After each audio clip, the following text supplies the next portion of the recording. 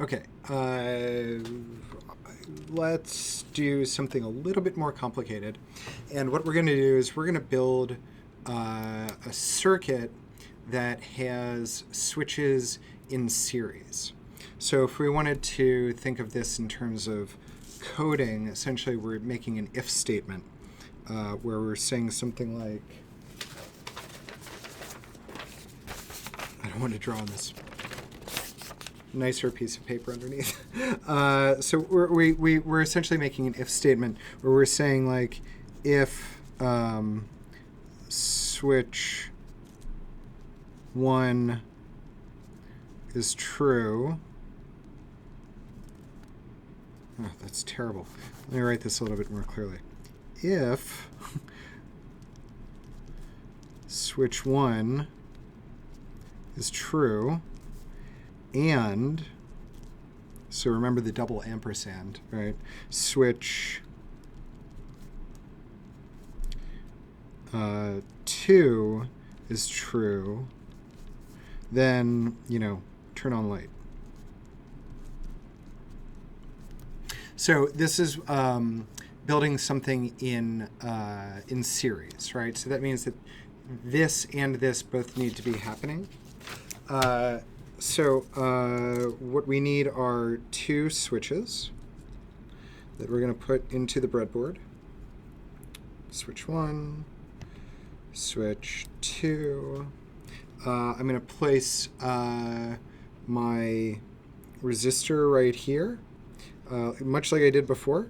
And I'm putting that right there. I'm going to put my LED in. So the long leg, this is also called the anode. The short one is called the cathode. Cathode goes to ground, anode goes towards power, right? So I put this right, come on, right in there like this.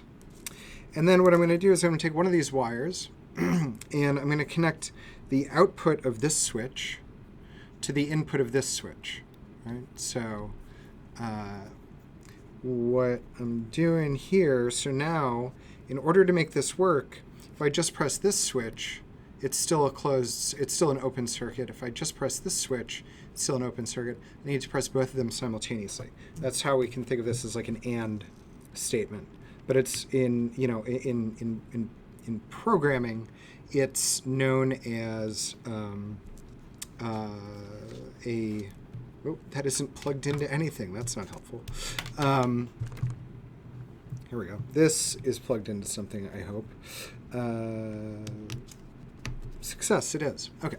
So, yeah, so if I press this, nothing. If I press this, nothing. If I press both of them together, both together, then the LED turns on, right?